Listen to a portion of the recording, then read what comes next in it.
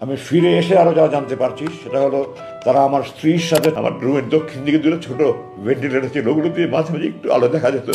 আব্দুল্লাহ আজমিকে যখন ধরা হয়, ধরার পরে ওনার যে স্ত্রী ছিল তার সাথে চরম দুর্ব্যবহার করে তাকে যে গুম করেছে সেই বাহিনীটা, সেটা আমরা একটু তার মুখ থেকেই শুনে আসি। আমি ফিরে এসে আরো যা জানতে পারছি সেটা হলো তারা আমার স্ত্রীর সাথে চরম দুর্ব্যবহার করেছে, তাকেও তারা উঠিয়ে নিয়ে যেতে চেয়েছিল এবং তার সাথে চরম দুর্ব্যবহার করেছে, তাকে এক পর্যায়ে গায়ে হাত দেওয়ার মতো অবস্থা হয়েছিল।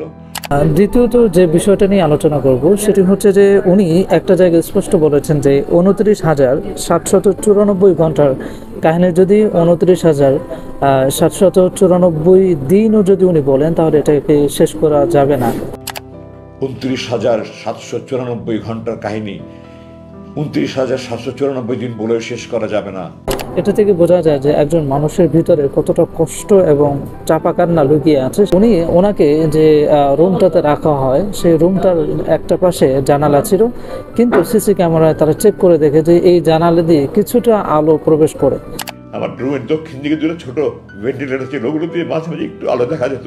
আমি মাঝে মাঝে তাকিয়ে দেখতাম, তারা এটা সিসি ক্যামেরা দিয়ে খেয়াল করে ওটাও বন্ধ করে দিয়েছে এবং এর কারণেই সেই জানালাটা বন্ধ করে দেয়, যেটা গোলাম আজমের ছেলে আব্দুল্লাহ আজমি তিনি বিষয়টাকে স্পষ্ট করে দিয়েছেন।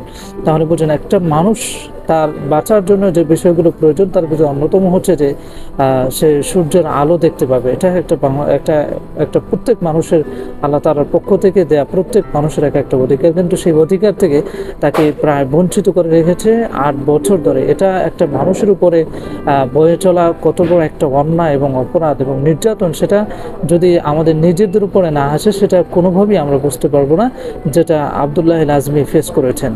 চতুর্থ নম্বরে আমি যে বিষয়টি নিয়ে আলোচনা করব সেটি হচ্ছে যে আব্দুল্লাহ আজমি উনি সেনাবাহিনীর অন্যতম একজন অফিসার ছিলেন, উচ্চপদস্থ একজন কর্মকর্তা ছিলেন এবং উনি একজন সাচ্চা দেশপ্রেমী ছিলেন। এবং ওনার ফেসবুক স্ট্যাটাসগুলো আমরা যদি লক্ষ্য করি, যেগুলো উনি আগে দিতেন, সেখানে স্পষ্টই বোঝা যায় উনি ভারতের বিপক্ষে কথা বলতেন, এজন্য যে আসলে একতরফা বন্ধু হয় না। আপনি একজনকে অনেক ভালোবাসেন, তার সাথে বন্ধুত্বের হাত বাড়িয়ে দেন, কিন্তু এর পরিবর্তে সে আপনার বিরুদ্ধে চর কিল ঘুষি এরকম দেয়, তাহলে সেটা আসলে একতরফা বন্ধুত্ব কোনোভাবেই বাংলাদেশের মানুষ মেনে নিতে পারে না। এটা নিয়ে উনি অনেক আগে থেকে সোচ্চার ছিলেন এবং এর কারণেই কিন্তু বাংলাদেশে রত যে সমস্ত ভারতীয় গোয়েন্দা বাহিনী বা ভারতীয় যে গুম বাহিনী আছে তারা কিন্তু এর উপরে সবচেয়ে বেশি ক্ষেপে যায় এবং তার বদৌলতে তাকে কিন্তু আয়নাঘর বা বিভিন্ন ভাবে টর্চার সেলে রেখে তারা কিন্তু নির্যাতন করে।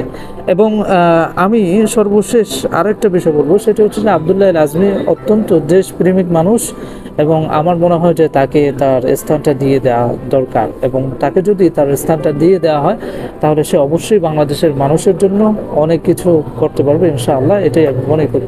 So okay, that's it. Thanks for watching this video and see you in the next video. Allah Hafiz.